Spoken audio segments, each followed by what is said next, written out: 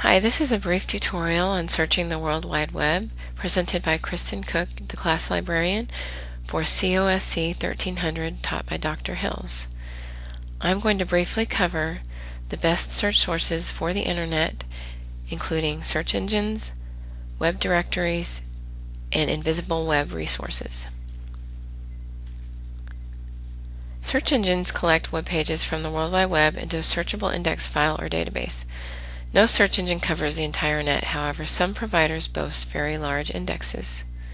Here are some examples of some recommended search engines: Google, AltaVista, Yahoo, Bing, and Ask.com. Here is an image of the homepage of the Google search engine, and here is an image of the homepage of AltaVista. Let's take a look at an example search in Google. I recommend that you use the advanced search screen whenever possible when using search engines. So go to the Google homepage and click on Advanced Search. As you type in your words, it'll show you how that search is constructed. In the first box, you would put in any terms that must be present in all the search results that are not phrases but are single words, and then the second box is provided for any phrases of 2 words and more, and then the third option gives you words that you can include where one needs to be included but not all, such as synonyms that would expand your search because you could use more than one term to mean the same thing. I'm going to do a search example related to nonprofits or charities and technology trends related to those kinds of organizations. So I'm going to put in trends, technology, and then nonprofit or charities. I'm also going to do some other advanced things with this search, such as excluding it to only websites in English, and looking for web pages that are updated within the last period of time.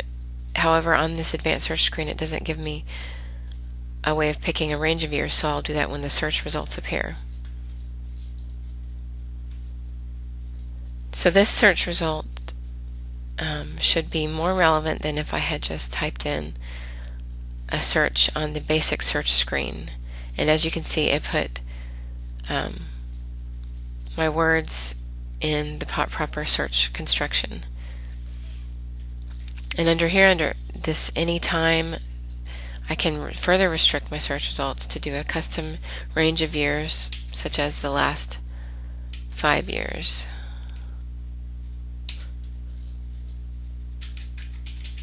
And then click search. And as you can see, these search results do seem very relevant. And if you find that some things are still not helpful, you can go back to the advanced search and tweak your search a little bit, such as you could put in internet instead of technology, or information technology as a phrase. Also, if you were only interested in the technology trends that are occurring in the United States, you could have gone to that search page, and under the limiters you could have done a region and just chosen United States. And that should affect your search results. Now let's talk about web directories or subject directories. These search directories include a database of website links that have been collected and organized by live human beings, and often they were collected and organized by subject experts. Each directory provider will have their own rules for organizing their websites. Here are some examples of subject directories: Internet Public Library, InfoMine, the Yahoo directory, and one that I recently found called Romao Web Directory. Here is an image of the Internet Public Library subject areas that are provided in their web directory. And here is the image of the home page of InfoMine. Here is the Yahoo subject directory homepage. So let's take a look at a search example using Internet Public Library. Here is the home page for Internet Public Library. You can do a search in the basic search screen available, or you can browse through the resources by subject. As you can see, many subject areas are included that are relevant to topics you will be doing in this course, such as computers and internet, business and economics, health and medical sciences, science and technology, and social sciences, also law, government, and political science. So I'm going to type in non-profit and technology.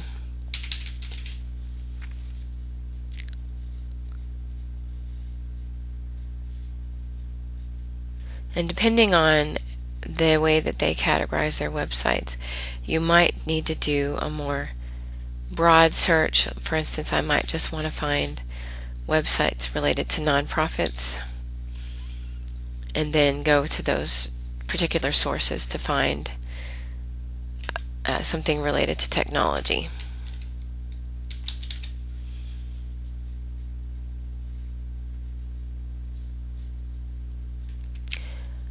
So basically, when you're searching a subject directory, you are not finding individual sources you might cite for your research, but you would find websites that you could go to and then do a more specific search at the website. And as you can see, one that came up here, the technology place for nonprofits. So this is another good way of finding subject-oriented websites to then do a more thorough search of. Finally, let's discuss the deep web. It is also referred to as the invisible web. These are sources that you cannot see using an internet search engine or web directory. While there have been advances in web crawler technology now so that you can see some deep web in general search results, still some of these sources need to be searched individually. One good example of the deep web would be databases that are provided by the MCC Library, providing articles from magazines, journals, and newspapers.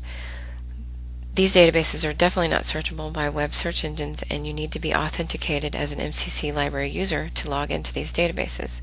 Other examples of the deep web include CIRRUS, which is a science directory, Complete Planet, SearchUSA.gov, which is the federal government website for searching government web pages, and then Intuit, which is an academic deep web database. Here is an example of the list of library databases that are provided by the MCC Library. You can link to individual database names using the alphabetical list, or you can select databases according to subject areas. Here is the CIRRUS Advanced Search screen, and here is an example of Complete Planet and SearchUSA.gov. I'm going to show a search example using SearchUSA.gov. I will not be going in depth into an example search of the MCC Library article databases because that can be done using a separate tutorial provided under the Class Librarian Research Help. Here is the home page of SearchUSA.gov, and you can click on the Advanced Search screen for more options.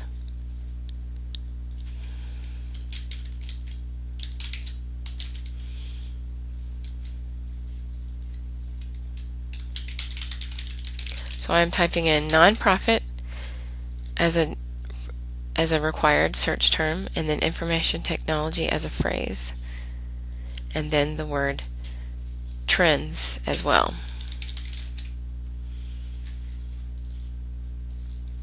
You could limit to certain websites that you know are part of the government domain. You could exclude certain sites. You could choose to search only in a certain state, and also all states wanting to not find any federal websites, and then you can click search. This advanced search does not give options of limiting by date.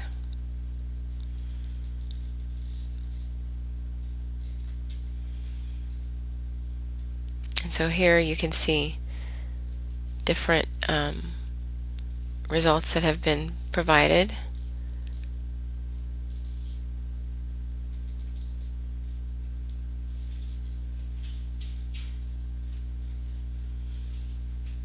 This would also be a good search engine to use if your topic is related to e-government or information technology and government.